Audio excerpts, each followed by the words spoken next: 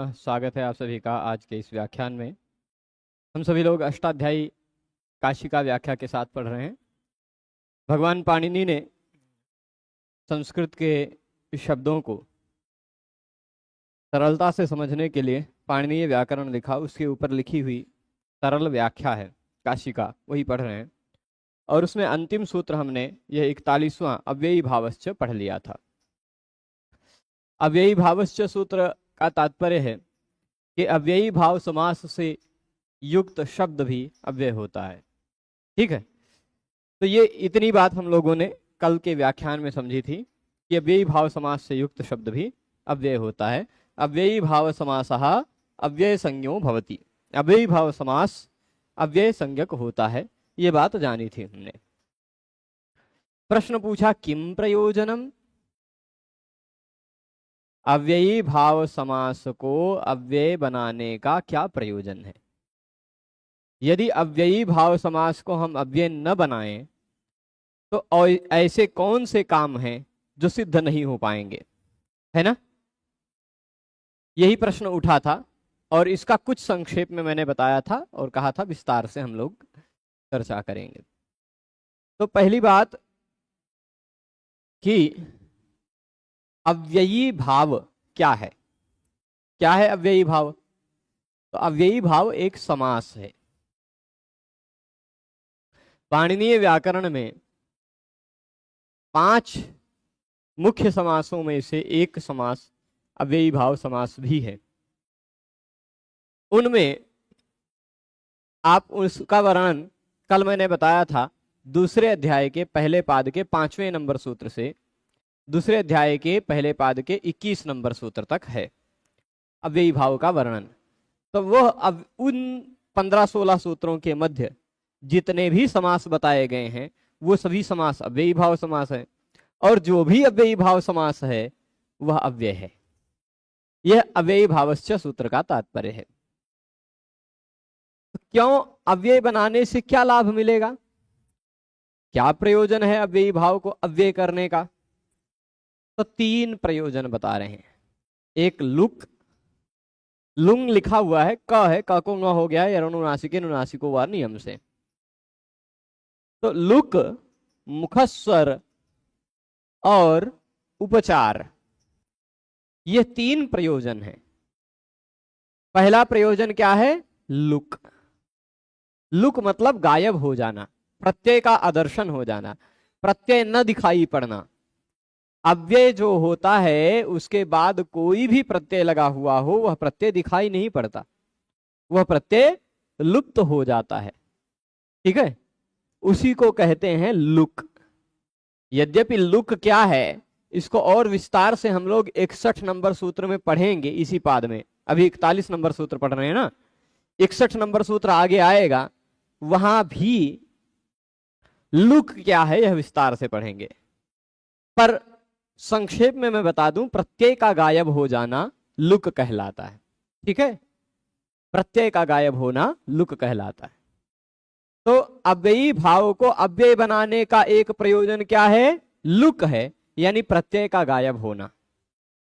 जो अव्यय होता है उसके बाद लगा हुआ प्रत्यय अव्ययाद आप सुपह सूत्र से लुप्त हो जाता है, उस प्रत्यय का लुक हो जाता है। वही बता रहे उपाग्नि शब्द बताया। ठीक है, क्या शब्द है? उपाग्नि।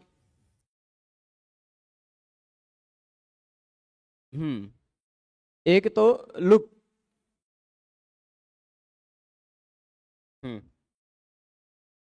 तो उपाग्नि प्रत्यग्नि शलभाः पतन्ति। एक तो उपाग्नि, अग्नेः समीपम उपाग्नि, अग्नि के समीप।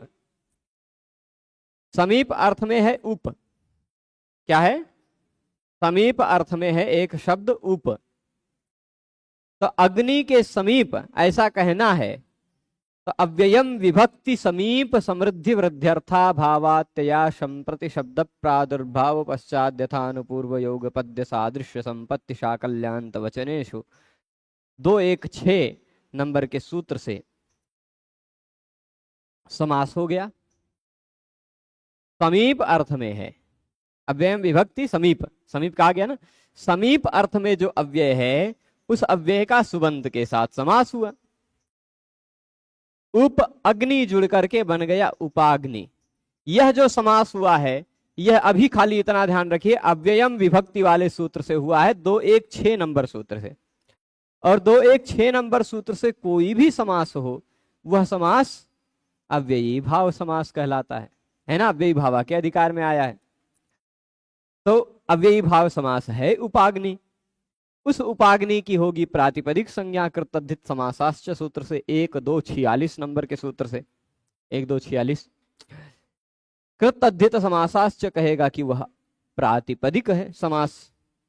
तो प्रातिपदिक के बाद सु औजस अम औत्सष्टाभ्याम भिस केभ्याम भिस इत्यादि जो विभक्ति वाले प्रत्यय हम लगाएंगे वो सारे प्रत्ययों का लुक हो जाएगा। क्यों लुक हो जाएगा? क्योंकि नियम कहता है अव्ययाद आप सुपह। अव्ययाद आप सुपह यानी अव्यय के बाद आने वाले आप और सुप प्रत्ययों का लुक हो जाता है। स्पष्ट है? तो उपाग्नि में आने वाला प्रत्यय लुक हो गया, प्रत्यग्नि में आने वाला प्रत्यय लुप्त हो गया। शलभा बहुवचन है, प्रत्यग्नि भी हो सकता है। यहाँ प्रत्यग्नि शब्द भी बहुवचन में प्रयुक्त हो सकता था, लेकिन खत्म है ना। यह लुक वाला उदाहरण दिया, ठीक है। यह उदाहरण कैसा था? लुक। थोड़ी थोड़ी देर पर पंखा आवाज कर रहा है, फिर चुप हो जा रहा है ना? कोई ना कोई यहाँ ग्रह रहता ही है, बताता रहता है कि हम हैं यहाँ। ठीक है, चलिए। तो अब दूसरी बात हो गई, लुक प्रयोजन समझ गए। अव्ययी भाव को अव्यय बनाने का लुक जो प्रयोजन है वह समझ गए। दूसरा प्रयोजन जो है लुक का मतलब मैंने बता ही दिया कि प्रत्यय का आदर्शन हो जाना, उसके बाद कोई भी विभक्ति का प्रत्यय नहीं दिखाई पड़ेगा, ठीक है। हालांकि अव्ययी भाव समास में कुछ अपवाद मिलेगा, कुछ अपवाद मिलेगा। आप उसके लिए सूत्र देखना चाहें तो 2-4-83 देख लें। सूत्र देखना चाहें तो 2-4-83, उसमें अव्ययी भाव दिखाई पड़ेगा। दिख रहा है? नाव्ययी भावादतोम त्वपंचम्या है। अव्ययी भाव यदि अकारांत अव्ययी भाव हो तो सुप का लुक नहीं होता। अकारांत अव्ययी भाव पर आने वाले, उसके बाद आने वाले विभक्तियों का लुक नहीं होता, भले ही वह अव्यय है फिर भी लुक नहीं होता, क्योंकि विभक्तियों का लुक करने वाला जो सूत्र है 2-4-82 अव्ययाद आप सुपह, उसी के तुरंत बाद उसका निषेध करने वाला सूत्र है 2-4-83, ठीक है। नाव्ययी भावाद तुम तमंचम्या। अव्ययाद आप सुपह ने कहा कि अव्यय के बाद आने वाले सारे सुप प्रत्ययों का लुक हो जाता है, लेकिन उसी के तुरंत बाद सूत्र ने कहा नहीं, अव्ययी भाव से नहीं होगा। पर कैसे अव्ययी भाव से? अकारांत अव्ययी भाव से। ऐसा अव्ययी भाव आपको खोजना है जिसका अंतिम अक्षर अ मिले, अ, उपकृष्ण, पारे गंग, ऐसे, मतलब अ जहां पर अंत में सुनाई पड़ता हो, ऐसे अव्ययी भाव के बाद सुप प्रत्यय का लुक नहीं होता। इसलिए जो उदाहरण दिया वह अ पर समाप्त होने वाला नहीं दिया, ई पर समाप्त होने वाला उदाहरण दिया। यथाशक्ति, यथामति इत्यादि, सहरि, अधिहरि, है ना, इति हरि, ऐसे बहुत सारे उदाहरण दिए हैं जहां पर ई समाप्त होता है, ई पर, है ना। उपभानु ऐसा भी कह सकते हैं। उपगुरु, उपगुरु, गुरु समीपम उपगुरु, है ना, समीप अर्थ में। तो कोई भी ऐसा अ के सिवाय यदि अंतिम वर्ण है अव्ययी भाव समास में तो उसके बाद आने वाला विभक्ति लुक हो जाएगा। ये लुक की बात हो गई, स्पष्ट रहेगा। दूसरा जो है मुखस्वर,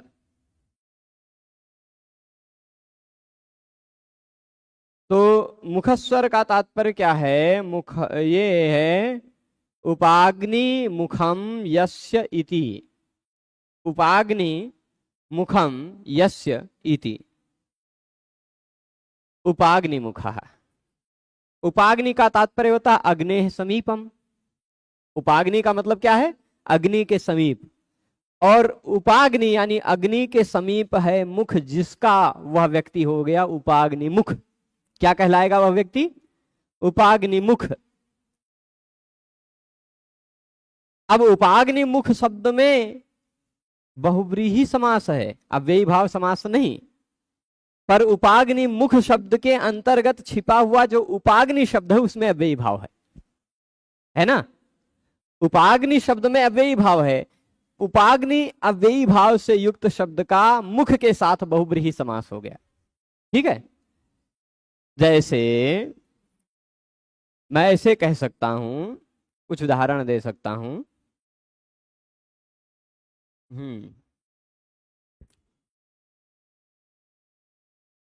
पीतम अंबरम यस्य सह, पीतांबरा कहते हैं ना, पीतांबर शब्द बहुव्रीहि समास से युक्त समझा होगा। लेकिन अब पीतांबर मुखम पश्य, ऐसा कोई अनुष्टुप छंद में एक बना दे एक पद, पीतांबर मुखम पश्य, है ना, कोटि सूर्य मिवाद्भुतम, ऐसा एक लाइन बना दिया गया। तो पीतांबर मुखम शब्द में क्या हो गया? तो पीतांबरस्य मुखम, पीतांबर मुखम। अब पीतांबर मुख शब्द में तत्पुरुष समास है, पीतांबर में बहुव्रीहि है पर पीतांबर मुख में तत्पुरुष हो गया, है ना? तो बड़े शब्द में कौन सा समास होता है ये देखा जाता है। उपाग्नि मुख शब्द में बहुव्रीहि है पर इसमें इस मुख को हटा दिया जाए तो उपाग्नि तक में अव्ययी भाव है, यानी एक ही शब्द में कई समास छिपे हुए हो सकते हैं। ठीक है, समझ रहे हैं ना? तो उपाग्नि मुख, इसमें होता क्या है? इसमें एक आप सूत्र निकालिएगा, 6-2-167।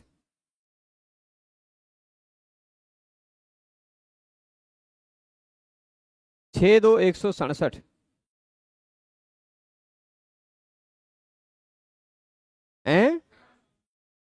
मुखम स्वांगम, और मुखम स्वांगम मिला, उसका तात्पर्य क्या है? स्वांग सूचक मुख शब्द हो यदि समास के अंत में, स्वांग सूचक मुख शब्द यदि अंतिम शब्द हो बहुव्रीहि समास में, समझ रहे हैं? तो मुख क्या है? किसी का अंग ही है ना, तो स्वांग सूचक। अग्नि के समीप है मुख जिसका, वह कहलाएगा उपाग्नि मुखः। यज्ञ करने वाले लोग उपाग्नि मुख होते हैं। क्यों? क्योंकि अग्नि के समीप बैठते हैं, तो वो पूरे बैठे हैं तो उनका मुंह भी अग्नि के समीप ही है ना? तो वह सभी उपाग्नि मुख हैं। अब उपाग्नि मुख में मुख शब्द स्वांग है कि नहीं, है ना? तो ये मुखम स्वांगम, अच्छा दिखा हुआ है, यहाँ नंबर लिखा है, हम देख ही नहीं रहे थे। मुखम स्वांगम 6-2-167, ये सूत्र कहता है स्वांग सूचक, अपने अंग सूचक मुख शब्द यदि बहुव्रीहि समास के अंत में हो, ठीक है, समझ रहे हैं? मुख सूचक, स्वांग सूचक, अपना अंग सूचक मुख शब्द, मुख अंग ही है ना, अपने अंग सूचक मुख शब्द यदि बहुव्रीहि समास के अंत में हो, क्योंकि वहां जो मुखम स्वांगम सूत्र है ना 167, उससे 4-5 सूत्र पहले आपको कहीं बहुव्रीहि दिखाई पड़ेगा, दिख रहा है? तो वह बहुव्रीहि समास में ही देखना है। और 20-25 सूत्र पहले कहीं अंतः दिखाई पड़ रहा होगा, 143-144 पे, हैं? 143 पे, है ना? ठीक है, अंतः दिख रहा है। तो अब यहां तात्पर्य क्या लेना है? समास, बहुव्रीहि समास का अंतिम में यदि मुख दिखाई पड़ रहा हो, क्या? बहुव्रीहि समास के अंत में यदि मुख दिखाई पड़ रहा हो तो उस मुख को हम लोग अंतोदात्त कर देते हैं। अंतोदात्त मतलब उसका अंतिम वर्ण जो मुख का अ है वह उदात्त हो जाता है। ठीक है। अच्छा, बहुब्रीहि समास में नियम क्या है? बहुब्रीहि समास में समास का अंतिम वर्ण उदात्त नहीं होता। समास का अंतिम वर्ण उदात्त है, यह तत्पुरुष समास में स्वर व्यवस्था है। इसी समासांतोदात्तस् ततस् तत्पुरुष इति, ये आप लोग महाभाष्य इत्यादि में पढ़ेंगे, बहुत सारी जगहों पर पढ़ेंगे। अच्छा, समास कौन कौन सा है? एक ही शब्द में कई समास हो सकते हैं। जैसे पीतांबर शब्द ही बता रहा था, बहुब्रीहि समास है, पर वही पीतांबर शब्द मैं कह दूं कि कर्मधारय समास भी हो सकता है। पीतम च तत् अंबरम पीतांबरम। पीतांबर शब्द यदि कर्मधारय समास है तो उसका अर्थ होगा पीला कपड़ा, ये। और पीतांबर शब्द यदि बहुब्रीहि समास है तो उसका अर्थ हो गया भगवान विष्णु। ठीक, तो शब्द वही है, शब्द में दोनों समास आ गए। मैं अक्सर उदाहरण देता रहता हूं, मुझे बहुत पसंद आता है, क्योंकि एक सामान्य रोड चलता हुआ व्यक्ति एक किसी राजा को रोकता है और कहता है, अहम चत्वंच राजेंद्र लोकनाथा वुभावपि। हे राजेंद्र, मैं भी और तुम भी दोनों के दोनों लोकनाथ हैं, मतलब मैं आपके बराबर हूं, ये कहना चाह रहा शब्द की दृष्टि से। और अंत में दूसरी लाइन में क्या कहता है? बहुब्रीहिरहम राजन षष्ठी तत्पुरुषो भवान। हे राजन, मैं बहुब्रीहि हूं, आप षष्ठी तत्पुरुष हो। मतलब लोकनाथ शब्द में ही दोनों समास है। जैसे रामेश्वर में भी भगवान शिव ने अलग अर्थ ले लिया, राम भगवान ने अलग अर्थ ले लिया, है ना। राम के ईश्वर रामेश्वर और राम जिसके ईश्वर हैं वो रामेश्वर, दोनों तरह का अर्थ मिलता है। वैसे ही लोक के नाथ लोकनाथ, और लोक जिसका नाथ है वो भी लोकनाथ। तो ऐसे एक ही शब्द में अनेक समास हो सकते हैं ना। तो यहां क्या कह रहे हैं कि बहुब्रीहि समास का अंतिम वर्ण यदि मुख दिखाई पड़ रहा हो, अंतिम शब्द के रूप में मुख दिखाई पड़ रहा हो, तो उसकी स्वर व्यवस्था तत्पुरुष समास जैसी हो जाती है, यानी अंतोदात्त हो जाता है। ठीक है। मुखम सांगम ने कहा कर दो। मुखम सांगम के द्वारा इस मुख, ये मुख के ऊ को देखिए स्वर भी लगा दिखा दिया, बहुत अच्छा। उ अनुदात्त है, पा का आ भी अनुदात्त है, ग्नि का नी उदात्त है ना। पूर्व पद का अंतिम वर्ण उदात्त है।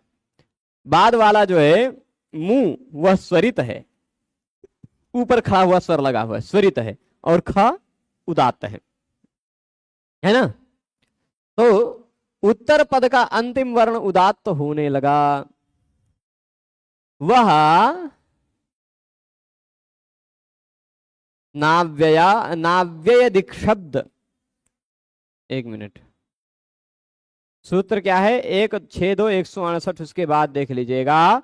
नाव्यय दिक् शब्द गो महत् स्थूल मुष्टि पृथुवत्सेभ्यः, इसी के तुरंत बाद सूत्र है 162। ये कहता अव्यय के बाद दिशा सूचक शब्द के बाद, गो शब्द के बाद, महत शब्द के बाद, स्थूल के बाद, मुष्टि के बाद, पृथु के बाद, वत्स के बाद यदि मुख शब्द आता है स्वांगवाची हो तो भी उसके समास का अंतिम वर्ण उदात्त नहीं होता। ठीक, समास का अंतिम वर्ण उदात्त नहीं होता। चलेगा? तो अब इसी को कहते हैं मुखस्वर। यदि उपाग्नि अव्यय नहीं होता, ध्यान दीजिएगा, उसको पता नहीं क्या हो जाता है, पंखे को थोड़ी थोड़ी देर में बताने लग जाता है कि हम हैं यहाँ, तो चुप हो गया। ठीक हो गया? ठीक है, चलते चलते अपने आप रुक गई। गजब ही यहाँ की स्थिति है भाई। ठीक है, नाव्य दिक् शब्द, ये देखिएगा, ये उपाग्नि एक अव्यय है कि नहीं, प्रत्यग्नि एक अव्यय है कि नहीं, है ना। मुखम स्वांगम सूत्र ने कहा कि बहुव्रीहि समास के अंत में मुख आता हो, वह स्वांग हो, तो बहुव्रीहि समास के अंत में आने वाले मुख के अंतिम वर्ण को उदात्त कर दो। परंतु नाव्यय दिक् शब्द वाले सूत्र ने कह दिया कि अव्यय के बाद यदि मुख आ रहा हो तो उसका अंतिम वर्ण उदात्त मत करो। ठीक। इति उत्तर पदांतोदात्तत्वं प्राप्तम नाव्यय दिक् शब्द इति प्रतिषिध्यते। तस्मिन् प्रतिषिद्धे पूर्व पद प्रकृति स्वर एव भवति। तो बहुव्रीहि समास की जो व्यवस्था है कि पूर्व पद में, पूर्व शब्द में ही प्रकृति स्वर होता है, पूर्व पद में ही स्वर दिखाई पड़ता है, वह व्यवस्था ही लागू रही। समास का अंतिम वर्ण उदात्त नहीं हो पाया।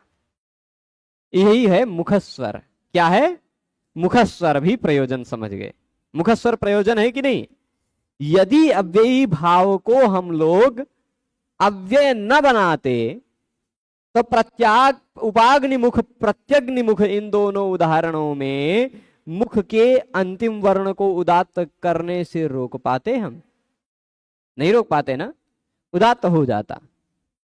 परंतु नाव्यय दिक् शब्द वाला नियम लगा तो फिर यह पूर्व पद प्रकृति स्वर ही रह गया, जैसे सभी बहुव्रीहियों में रहता है नियम, वैसे ही रह गया। स्पष्ट है? यह हो गया मुखस्वर की व्यवस्था।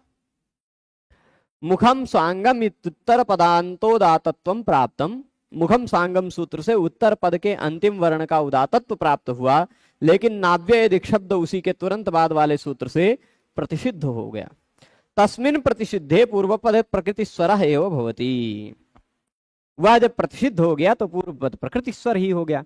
अब दो प्रयोजन तो हमने जान लिया, एक तो लुक, दूसरा मुखस्वर।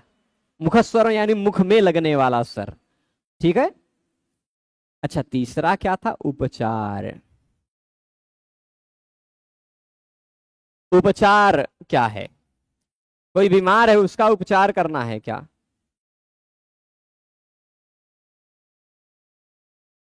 किसी बीमार का उपचार करना है या कुछ दूसरा उपचार है यहां? तो यहां उदाहरण दे रहे हैं, विसर्जनीय स्थानिकस्य सकारस्य उपचारः इति संज्ञा तत्र अव्ययी भावस्य अव्ययते अतः क्रिकमी कंस। ठीक है, ठीक है। उदा सूर्यस्योदयतो राधेया पुरा कृरस्य वृषिपो विरसिन् इति न लोकाव्ययनिष्ठा इति प्रतिषेधो न भवति। ठीक है। और भी बातें हैं, कई बातें हैं। ठीक है, देखते हैं।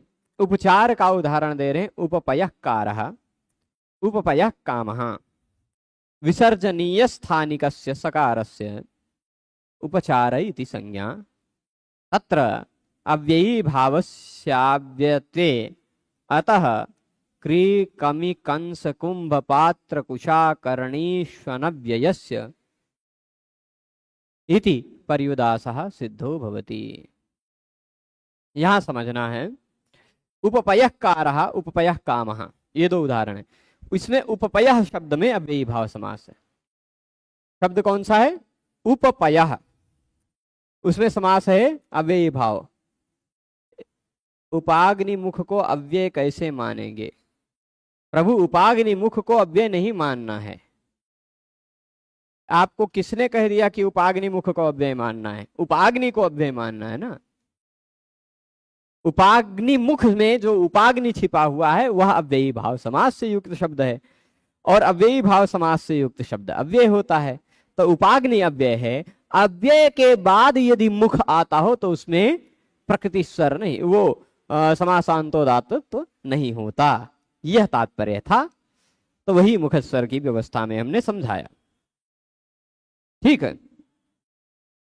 उपचार का तात्पर्य है विसर्ग के स्थान पर स हो जाना।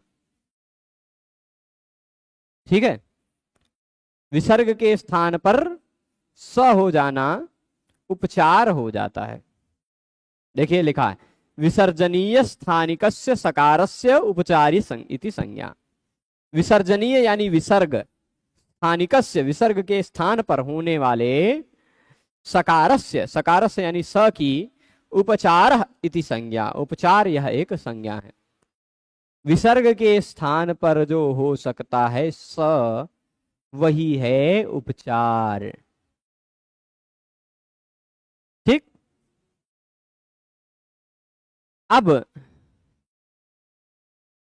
यहां एक सूत्र है, अतः क्री कमी कंस कुंभ पात्र कुशाकर्णी स्वनव्ययस्य। इस सूत्र को आप देख लेंगे निकाल कर, ठीक है। अतः क्री कमी कंस, यहां परियुदास है, परियुदास यानी एक प्रकार का निषेध कहलाता है, ठीक है। प्रसज्य प्रतिषेध और परियुदास प्रतिषेध, ये दो प्रकार का प्रतिषेध होता है समास के विषय में। यह अतः क्री कमी सूत्र का पहले मैं अर्थ बता देता हूं संक्षिप्त में। अतः का मतलब होता है अ के पर में, अतः का मतलब अ के बाद में यदि अव्यय किसी अव्यय से भिन्न विसर्ग हो, अव्यय से भिन्न का कोई विसर्ग हो और उसके बाद क्री हो, कमी हो, कंस हो, कुंभ हो, पात्र हो, कुशा हो, करणी हो। ठीक, ध्यान दीजिएगा। पहले हो अव्यय, नहीं नहीं नहीं, क्या कह रहे हैं, अनव्यय से, अनव्यय से यानी अव्यय ना हो, अव्यय से भिन्न अ, अनव्यय से अतः, अव्यय से भिन्न अ के बाद क्री, कमी, कंस, कुंभ, पात्र, कुशा, करणी इतने शब्द हों। ठीक, अव्यय से भिन्न अ के बाद विसर्ग हो, है ना, और उसके बाद क्री, कमी इत्यादि में से कोई हो। तो यहां क्या होता है, विसर्ग के स्थान पर स हो जाता है। ठीक, जैसे अयस, अयस है, उसके बाद कार है, अयस कार। उदाहरण देखिएगा, यह है अयस का बन गया है अयह, उसके बाद क्री धातु का है कार, तो अतः यानी आ है, अय में आ है, उसके बाद क्री धातु है, आ के बाद क्री धातु हो, कमी हो, अयस काम, है ना, अयस्कार, अयस कंस, अयस कुंभ, अयस कुशा, ऐसा ही अयस अयस ही उदाहरण दिया है। अयस काम लोहे की कामना वाला, है ना, पयस काम। तो यहां अ के बाद क्री है, इस कारण, और यह अनव्यय है, अव्यय नहीं है, इस कारण इस विसर्ग के स्थान पर हो गया स, इसी को कहते हैं उपचार। यही क्या है, उपचार। ठीक है, यह उपचार अनव्यय में ही होता है, अव्यय में नहीं होता। यह उपचार कहां होता है, अनव्ययस्य, अव्यय ना हो तो ही होता है। अव्ययी भाव समास तो अव्यय है, अव्ययी भाव समास तो अव्यय है ना। यहां उपपयः में अव्ययी भाव समास हुआ, और इसीलिए अव्ययी भाव समास होने के कारण, एक मिनट, इति, ठीक है, यहां क्या होता है, अतः क्री कमी वाला सूत्र न्यास व्याख्या में दिया है कि नहीं दिया है, वो भी देखना है। ठीक है, उपपयः बहुव्रीहिर्वायं काम्यत इति कामः कर्तेरिच कर्मणि घ्न अनव्ययस्य इति सत्वे प्रतिषिद्धे कुप्पोः कपौच इति जिह्वा मूलीयो भवति विसर्गजनीयो वा भवति। अत्र मुखस्वरोपचारो निवर्त्यमानो प्रयोजनम न तो विधीयमानो। ठीक है, तो देखिए, यदि अयस काम, क्या उदाहरण कहां दिया है, उपपयः कारः उपपयः कामः, उदाहरण दिया ना। तो उपपयः कारः में जैसे अयस्कार अयस्कार बन गया था, है ना, वैसे पयः कार पयस्कार बन जाना चाहिए था, है ना, समझ रहे हैं ना। यहां भी यदि उपचार हो जाता, अतः क्री कमी पहले अ हो, उसके बाद विसर्ग हो, उसके बाद क्री धातु हो या कमी धातु, कमुकांतो, यही कम धातु से ही काम बनता है, क्री कमी कुम कंस, है ना, ये सब उसी में आते हैं ना। तो अ है, उसके बाद क्री है, कम भी है, तो अतः क्री कमी, ये वाला सूत्र लगना चाहिए। इस सूत्र से इस विसर्ग के स्थान पर स हो जाना चाहिए, हो जाना चाहिए ना, अयस्कार इत्यादि की तरह उपपयस्कार उपपयस काम ऐसा हो जाना चाहिए, हो जाना चाहिए ना। वह नहीं हुआ, क्यों? क्योंकि यहां पर्युदास है, निषेध है। पर्युदास यानी एक प्रकार का निषेध है, प्रतिषेध कहलाता है। किसका निषेध है? अव्यय का निषेध है। इस सूत्र से जो कार्य होगा वह होगा तो, पर अव्यय को नहीं होगा। यदि अव्ययी भाव समास से युक्त शब्द अव्यय न होता तो यह अव्यय न होता उपपय, और अव्यय न होता तो अतः क्री कमी इस सूत्र से अनव्ययस्य में भी स हो जाता, उपपयस काम उपपयस्कार यह शब्द बनता। समझ रहे हैं? उपपयस में जो उपपय है वह अव्यय है, अव्यय के बाद आने वाले विसर्ग को स नहीं हो पाता, पर्युदास है। अनव्यय को ही होता है विसर्ग को स, क्री कमी कंस इत्यादि के परे रहने पर। ठीक है, ये तो अव्यय है।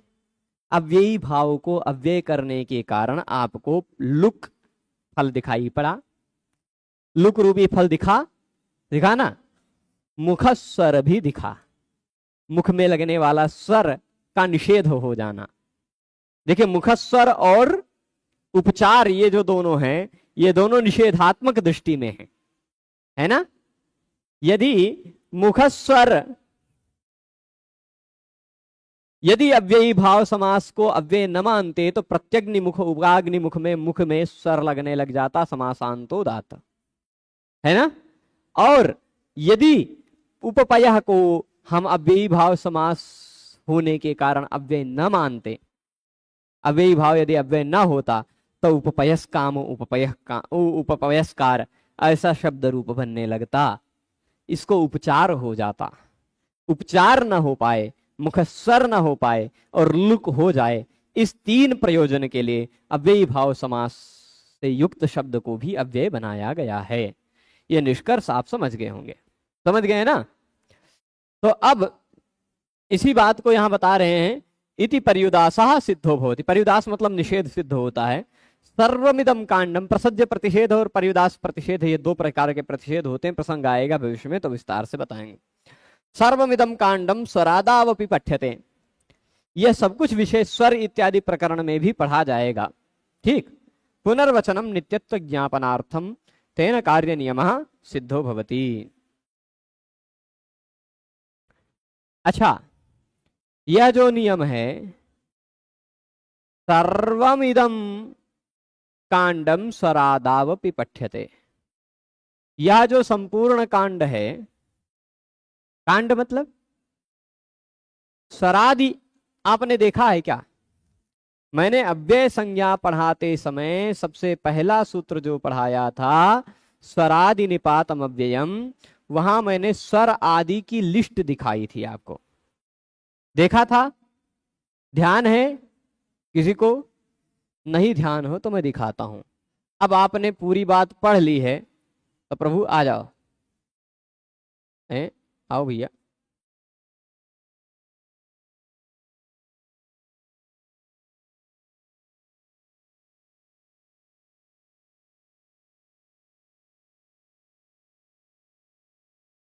देखते हैं, इसको भी निकालते हैं। यही है, ये गणपाठ आपने देखा था। आ जाओ, अभी प्रकट होगा तो मैं दिखाता हूं। स्वरादि निपातम अव्ययम में स्वर आदि कौन कौन से हैं ये देखा था ना, स्वर, अंतर, प्रातर, पुनर, सनुतर, ये सब देखा था ना। तो अब जरा यहां से देखिएगा, इस स्वर आदि के अंतर्गत कुछ गण सूत्र भी हैं। त्वा तो सुन का सुना है कि नहीं, है ना। त्वा तो सुन का सुना जो आपने पाणिनीय व्याकरण में अष्टाध्यायी के सूत्रों में पढ़ा, वह स्वर आदि में भी कहा गया है ना, गण सूत्र।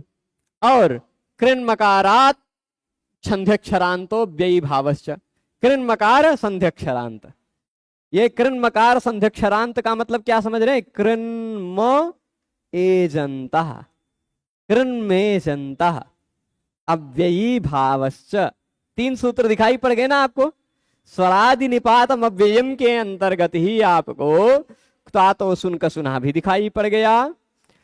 कृन्मेजंता, मकार यानी म, संध्यक्षर यानी एच, ए ओ आई ओ, है ना। तो कृन्मेजंता भी दिखाई पड़ गया और अव्ययी भावश्च भी दिखाई पड़ गया। तीन सूत्र ये हो गए। और दूसरा अभी तद्धित भी दिखाई पड़ेगा, कहीं ना कहीं है ये वत, वत एक तद्धित प्रत्यय है ना। और आगे यहां भी आएगा तसीलादयस, ये देखिएगा तसीलादयस तद्धित, क्या लिखा है, एधाच्च पर्यंत, तसील से लेकर एधाच्च तक के सारे तद्धित प्रत्यय, यानी तद्धितश्चा सर्व विभक्ति भी आ गया। स्वरादि निपातम अव्ययम सूत्र के अंतर्गत ही तद्धितश्चा सर्व विभक्ति का भी अर्थ आ गया। तद्धितश्चा सर्व विभक्ति का अर्थ आ गया ना, जो हमने पढ़ा वो स्वर आदि में भी आ गया है। साथ ही साथ तद्धितश्चा सर्व विभक्ति आ गया, साथ ही साथ कृन्मय जनता भी आ गया, कृन्मय जनता, साथ ही साथ त्वाक तो सुन का सुना भी आ गया, अव्ययी भावश्च भी आ गया। यही बात कह रहे हैं यहां पुस्तक में, क्या कह रहे हैं कि सर्वमिदं कांडम स्वरादावपि पठ्यते, यह संपूर्ण विषय जो अव्यय संज्ञा का है यह स्वर इत्यादि में ही आ गया है ना, स्वर इत्यादि में भी आ गया है। तो जब स्वरादि निपातम अव्ययम सूत्र ने कहा स्वर आदि अव्यय हैं, उसी स्वर आदि के अंतर्गत त्वा तो सुन का सुन भी अव्यय है, तो दोबारा त्वा तो सुन का सुना सूत्र की क्या आवश्यकता है ना। जब स्वरादि निपातम अव्ययम के कारण स्वर आदि अव्यय हैं, उसी के अंदर सारे तद्धित प्रत्यय आ गए जो अव्यय वाले हैं, तो तद्धितश्चा सर्व विभक्ति दोबारा कहने की क्या आवश्यकता, कृन में जनता दोबारा कहने की क्या आवश्यकता, कृन मकारांत संध्यक्षरांत, मकार संध्यक्षरांत वाला जब बात आ गया है ना। जब उसमें अव्ययी भावश्च भी आ गया है तो दोबारा अव्ययी भावश्च सूत्र बनाने की क्या आवश्यकता। स्वरादि निपातम अव्ययम इस एक सूत्र से ही कार्य चल जाता है ना। तो उससे क्या पता चलता है, पुनर्वचनम नित्यत्व ज्ञापनार्थम, जब स्वरादि के अंतर्गत ही भगवान पाणिनि ने इन सभी सूत्रों को रख दिया है, तो इन सूत्रों को फिर से इसलिए बनाया, यह बताने के लिए कि ये जो इन सभी अतिरिक्त सूत्रों से अव्यय संज्ञा हो रही वह नित्य अव्यय संज्ञा होगी। अव्यय संज्ञा की नित्यता का ज्ञापित करने के लिए बताया है। ठीक, तेनायम कार्य नियमः सिद्धो भवति। देखिए वह अव्यय है, स्वरादि निपातम अव्ययम भी नित्य अव्यय है, यह भी नित्य अव्यय है, और जब वो भी नित्य अव्यय है यह भी नित्य अव्यय है, दोबारा पाठ क्यों किया गया, उससे एक और नियम जबरदस्ती बनाया जाएगा। जब आचार्य कोई काम पहले से ही सिद्ध हो उसको दोबारा कहते हैं, तो उस दोबारा कहे में कुछ ध्वनित होता है, कुछ बात होती है। वह कुछ बात क्या होती है, कुछ नियम होता है, कुछ नियम बताना चाहते हैं वो। प्रकृति स्वर का तात्पर्य है पूर्व पद का पहला स्वरवर्ण अंतिम स्वरवर्ण उदात्त हो जाना, वही तात्पर्य। ठीक है, तो तेन अयं कार्य नियमः सिद्धो भवति, उससे यह कार्य का नियम सिद्ध हो जाता है कि यह च पुरा सूर्यस्य उदेतो राधेयः पुरा क्रूरस्य विसृपो विरिप्सिन् इति न लोकाव्यय निष्ठा खलर्थतृणाम इति अव्ययी इति षष्ठी प्रतिषेधो न भवति। तेनायं कार्य नियमः सिद्धति का मतलब क्या है, उससे यह एक कार्य सिद्ध होता है। अव्यय संज्ञा, अच्छा, तो ये बात है। पुनर्वचनम नित्यत्व ज्ञापनार्थम, ये बात लिख लीजिए एक बार, ऐसा ही लिखा है। यहां थोड़ा सा गड़बड़ हो गया है, थोड़ा सा गड़बड़ हो गया है। पुनर्वचनम अनित्यत्व ज्ञापनार्थम ऐसा है, देख लीजिएगा, पुस्तक में देखिएगा, है ना। पुनर्वचनम अनित्यत्व ज्ञापनार्थम, ये बात है। वही थोड़ा सा पच नहीं रहा था हमें, तो पुस्तक में देखने पर पता चला कि पुनर्वचनम अनित्यत्व ज्ञापनार्थम होना चाहिए। दोबारा बता रहे हैं पाणिनि भगवान, उससे क्या पता चलता है? उससे यह पता चलता है कि दोबारा न बताए होते तो यह अव्यय नहीं होता। यानी यह अव्यय नित्य नहीं है, अव्यय अनित्य है। नित्य अव्यय नहीं है ये सारे, ये अनित्य अव्यय हैं। कभी कभी ऐसा होगा कि अव्यय होने पर भी अव्यय के अनुरूप कार्य नहीं होगा। कहीं कहीं पर इनको अव्यय माना जाएगा कुछ कुछ कार्यों में, और कुछ कुछ कार्यों में इनको अव्यय नहीं भी माना जाएगा। ठीक है। जैसे जैसे क्या होता है, किसी एक गांव में होता है, एक किसी स्त्री के एक बेटा है, किसी एक स्त्री के एक बेटा है। उस एक बेटे का एक मित्र भी है। उस मित्र को उसकी माता इतना मानती, कहती तो मेरा दूसरा बेटा है। तो बेटे के साथ जो संबंध हो सकता है, जो व्यवहार हो सकता है, वह उस बालक के साथ भी हो सकता है ना। पर सही वाले बेटे की पुत्रता नित्य है, पर उस जो जिसको पुत्र जैसा माना गया है उसकी पुत्रता अनित्य है। वह भी पुत्र जैसा ही है, इसका मतलब यह नहीं कि संपत्ति में उसको भी अधिकार मिल जाएगा, है ना। ये बात नहीं है ना। तो हाँ, हो सकता है अपवाद मिलते हैं, सब जगह होता है, परंतु फिर भी सामान्यतः मैं नियम बता रहा हूं। तो वैसे ही ये स्वरादि के अंतर्गत आ जाने के कारण ये अव्यय हैं, है ना। परंतु स्वरादि में हो जाने के कारण ये अव्यय हैं, परंतु दोबारा क्यों कहा उससे पता चलता है कि ये अव्यय अनित्य अव्यय हैं। नित्य रूप से ये अव्यय नहीं हो पा रहे हैं, अनित्य रूप से अव्यय हैं। तो इससे देखिएगा, पुरा सूर्यस्य उदेतो राधेय, यह जो त्वातो सुन कसुनः में उदेतो सूत्र हमने पढ़ा था, और कसुन का उदाहरण विसृपः पढ़ा था। त्वातो सुन कसुनः सूत्र के अंतर्गत ही अव्यय है कि नहीं? विसृपः भी अव्यय है, उदेतो भी अव्यय है। अव्यय के साथ एक नियम है 2-3-69, वह आप पढ़ेंगे, नलोकाव्ययनिष्ठा खलर्थ तृणाम, नलोकाव्ययनिष्ठा खलर्थ तृणाम। इस सूत्र को निकालकर अष्टाध्यायी में देख लेंगे तो वहां षष्ठी की अनुवृत्ति आ रही है। आ रही है कि नहीं आ रही? एक बार निकाल कर देख लें। नलोकाव्ययनिष्ठा खलर्थ तृणाम दिखा, 2-3-69 मिला है ना। उसी से ऊपर षष्ठी शेषय दिख रहा होगा 50 नंबर पर, ठीक। वहां से षष्ठी की अनुवृत्ति आ रही है। तो ल उ उक अव्यय निष्ठा खलर्थ और तृण के प्रयोग में षष्ठी विभक्ति नहीं होती, उनके कर्म में षष्ठी नहीं होती। यह निषेध है।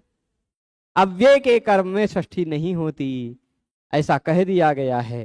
तो यह अव्यय है, समझिएगा, यह अव्यय है। ए भाई आओ, लेखनी जी आओ। ये अव्यय है, तो इसके कर्म में यहां क्यों षष्ठी लगी? यह अव्यय है तो यहां षष्ठी क्यों है? सूर्यस्य क्रूरस्य में पता क्या चलता है कि अव्यय संज्ञा अनित्य है। कुछ कुछ कार्यों के लिए वह अव्यय है, कुछ कुछ कार्यों के लिए उसको बेटा जैसा मान लिया है, पर कुछ कुछ कार्यों के लिए वह अव्यय नहीं है, यानी सही बेटा नहीं है।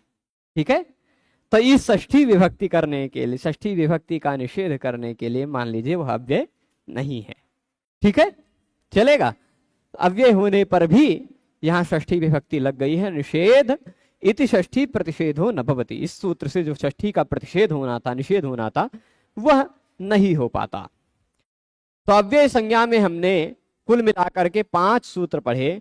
स्वरादि निपातम अव्ययम, स्वर आदि शब्दों को तथा निपातों को अव्यय कहा जाता है। स्वर आदि शब्दों के अर्थ सहित मैंने पढ़ाया है लघु सिद्धांत कौमुदी पढ़ाते समय, वहां से आप देख सकते हैं उदाहरण सहित, या अव्ययार्थ नाम की एक पतली सी पुस्तक मिल जाती है, उसमें देख सकते हैं। और यदि आप कहेंगे तो हम विस्तार से फिर से खोज करके उसको एक एक अव्यय का अर्थ बताकर उसका वाक्य प्रयोग भी बता देंगे।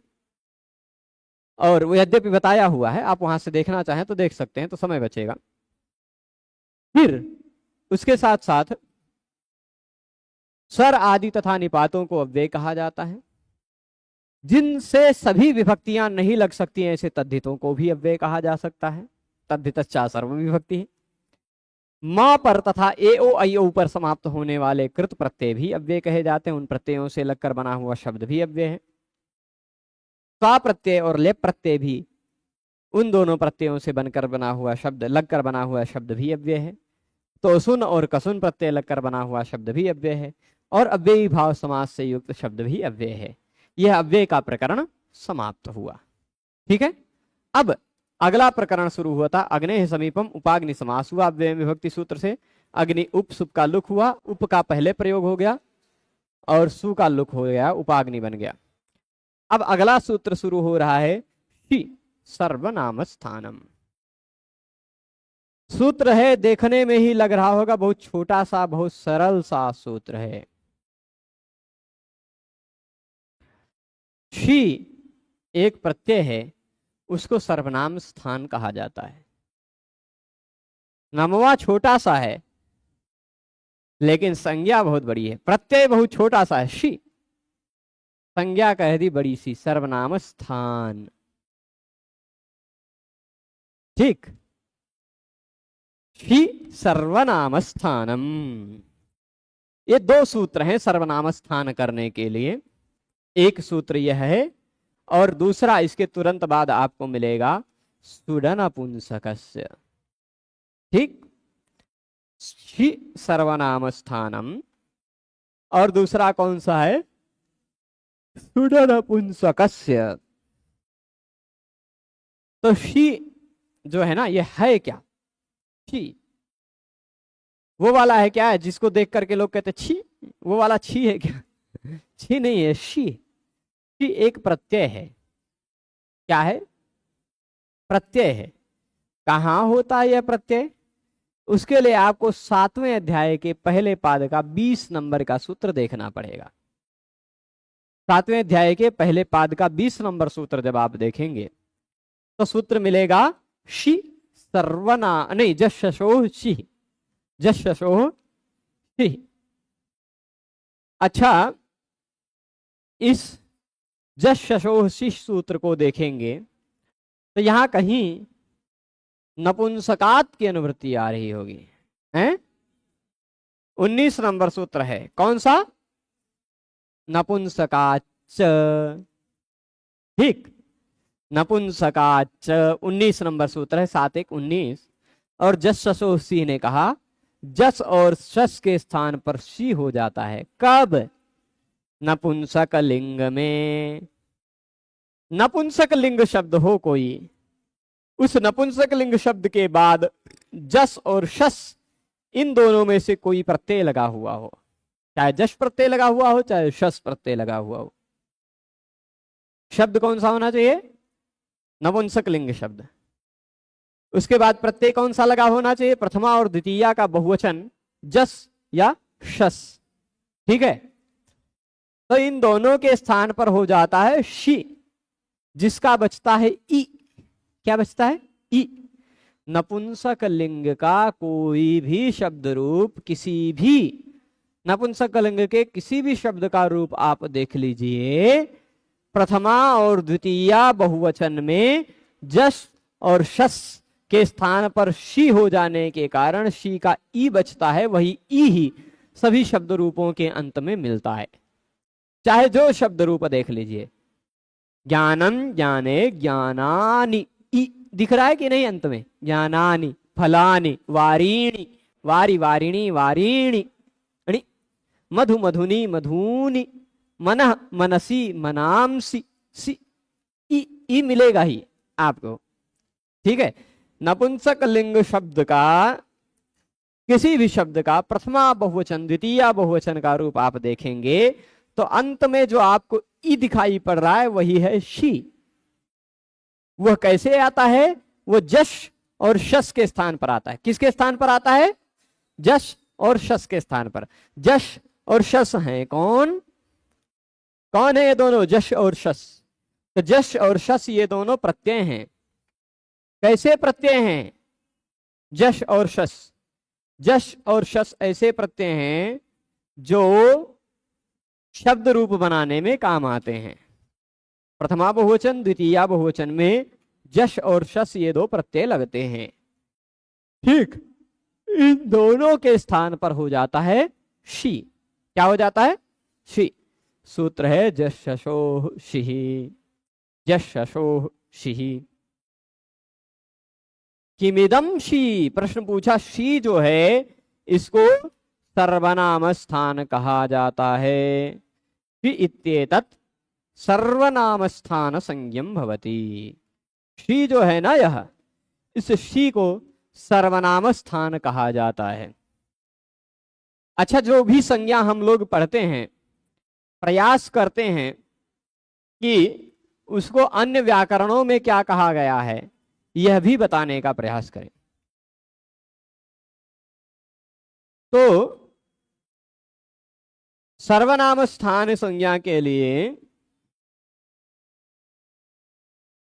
जो सूत्र है शी सर्वनाम स्थानम, उस सर्वनाम स्थान संज्ञा को हरिनामामृत व्याकरणकार ने सर्वनाम स्थान नहीं कहा, कृष्ण स्थान कह दिया। क्या? कृष्ण स्थान संज्ञा। सूत्र है उनका अब्रह्म पांडवाः शिश्च कृष्ण स्थान संज्ञा। अब्रह्म पांडवाः शिश्च, शिश्च मतलब शी, जो यहां शी सर्वनाम स्थानम में कहा है वही शिश्च।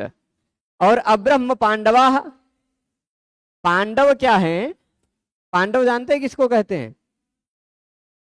हरिनामामृत व्याकरण में पांडव हैं 5 शुरुआती प्रत्यय, सु औ जस अम औट, ये 5 प्रत्ययों को पांडव कहा गया है। तो अब्रह्म पांडवा यानी ब्रह्मलिंग यानी नपुंसक लिंग। ब्रह्म मतलब नपुंसक लिंग, नपुंसक अव्यय विशेषणम ब्रह्म, ऐसा नियम है।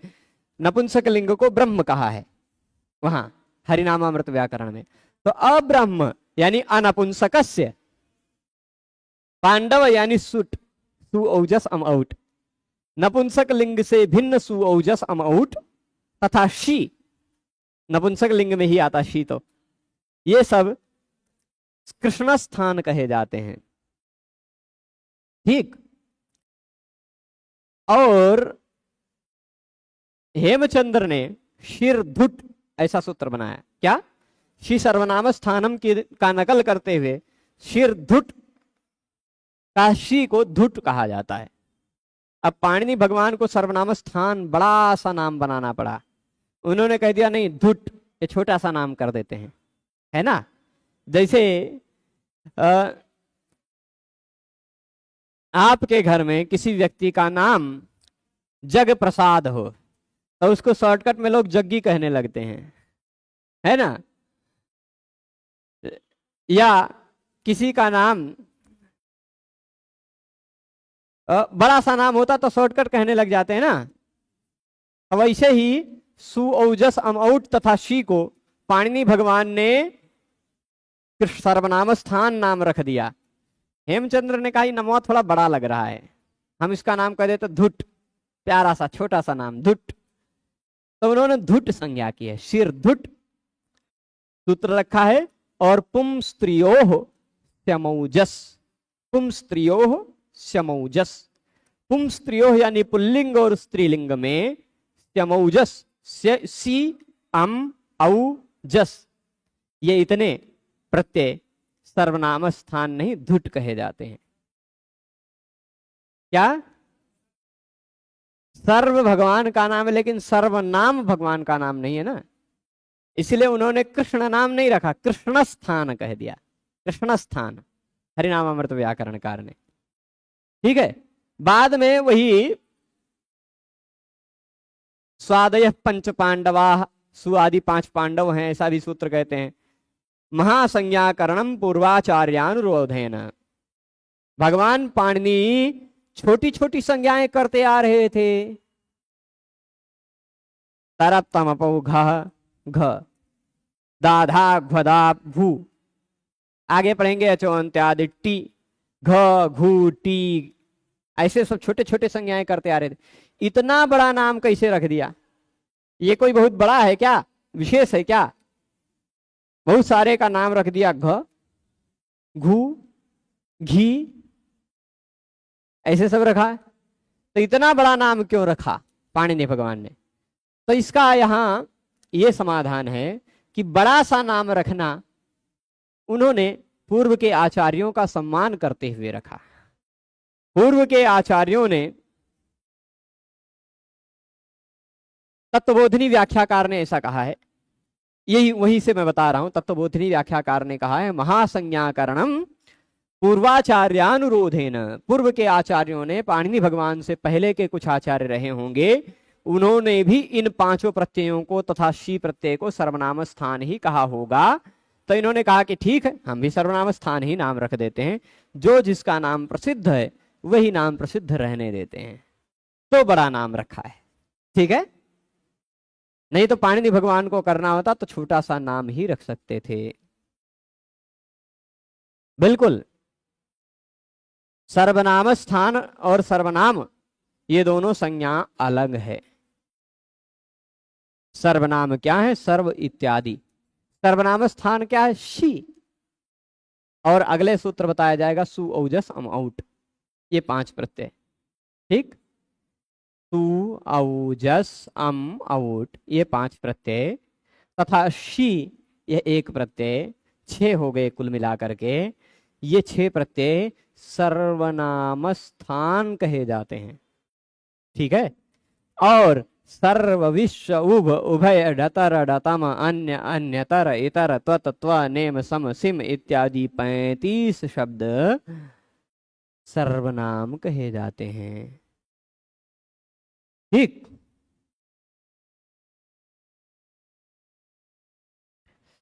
चलेगा?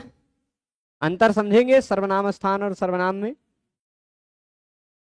तो अब क्या है शी, ये जानेंगे। क्यों इतनी बड़ी सी संज्ञा की, ये सारी बातें जानते हुए हम लोग इस संज्ञा को और विस्तार से समझेंगे। कुछ प्रश्नों का उत्तर दे देते हैं और फिर व्याख्यान समाप्त करेंगे। मुखस्वरः सम्यक ज्ञानम न अभवत। मुखस्वरः इत्युक्ते, फिर से मैं बता रहा हूं, ध्यान दे दीजिए। मुखम सांगम एक ऐसा सूत्र है, वह कहता है बहुव्रीहि समास के अंत में यदि मुख दिखाई पड़ रहा हो तो उसका अंतिम स्वर वर्ण उदात्त हो जाता है। स्वर ऊंचे से बोला जाता है, मुख ऐसा, ख ऐसा बोला जाता है। अब लेकिन नाव्यय यदि शब्द वाले सूत्र ने कहा अव्यय के बाद यदि मुख आ रहा हो तो समासांतोदात्त नहीं होता। अब अव्ययी भाव जो है, उपाग्नि प्रत्यग्नि, ये शब्द अव्ययी भाव हैं, इसलिए अव्यय हैं। उसके बाद मुख आ रहा है, इसलिए मुखस्वर नहीं हुआ। यही इतनी बात है। ठीक है, नहीं तो मुखम सांगम से चल जाता। प्रत्यग्नि मुखा भी बताया है, उपाग्नि मुखा भी बताया है। जो शब्द सिद्ध होते रहेंगे उनका अर्थ बताते रहेंगे। प्रकृति स्वर हो जाता है, इसका मतलब मैंने बता दिया है। जय श्रीमन नारायण। नमो नमः। गुरुजी कृपा करके 22 अप्रैल को हुए हमले पर अपना विचार 2 मिनट व्यक्त करेंगे। अच्छा, हम्म, क्या करें, लोगों में मूर्खता भरी है तो ऐसे ऐसे हमले होते रहेंगे, है ना। हम लोगों को अपने तरफ से तैयार रहना चाहिए कि सब तरफ से, कि यदि किसी परिस्थिति में यदि हमारे ऊपर हमला होता तो हम क्या कर सकते हैं, ठीक है। और आत्मरक्षा में यदि आप एक के बदले दो चार को टपका भी देते हैं, अपने तरफ से नहीं, आत्मरक्षा में दो चार को टपका भी देते हैं तो वह अपराध नहीं होता है। तो ऐसे लोगों को टपकाना ज्यादा ठीक रहेगा। वही है, इसमें क्या कहा जाए, सब षड्यंत्र चलते रहते हैं, धर्म है तो अधर्म भी है, कलयुग है, अधर्म की प्रधानता का युग है, वो चलते रहेंगे। वो सब लोग अपना षड्यंत्र बना रहे थे, बनाते रहे, किसी तरह से सफल हो गए दुर्दैव से। भगवान ऐसे लोगों को बुद्धि दें, लेकिन ऐसी हम कह सकते हैं, लेकिन होगा नहीं, उन लोगों को बुद्धि नहीं मिलेगी। उन लोगों के पास एक ऐसी आसमानी पुस्तक है जिस पुस्तक में लिखा गया है, जो उन लोगों को या उन लोगों के ऊपर वाले को नहीं मानता है, वो व्यक्ति इस धरती पर जीवन का पाने का अधिकारी नहीं है, ऐसा उनकी पुस्तक में लिखा है। तो जब तक वो पुस्तक रहेगी, जब तक उस पुस्तक को मानने वाले लोग रहेंगे, तब तक ऐसी घटनाएं होती रहेंगी, है ना। और इसमें हम सब लोग कौन होते हैं, हम लोगों का तो कुछ चलना नहीं है। हम लोग उतने बड़े बड़े स्थलों पर, उतने बड़े बड़े पदों पर हैं नहीं कि इन सबको नष्ट कर दिया जाए, बैन कर दिया जाए। तो बस दर्शक बने रहना है, अपनी पीढ़ी को सुरक्षित रखने के लिए उसको इस से बचने की तैयारी कराना है, बस यही खाली है, ठीक है, चलेगा।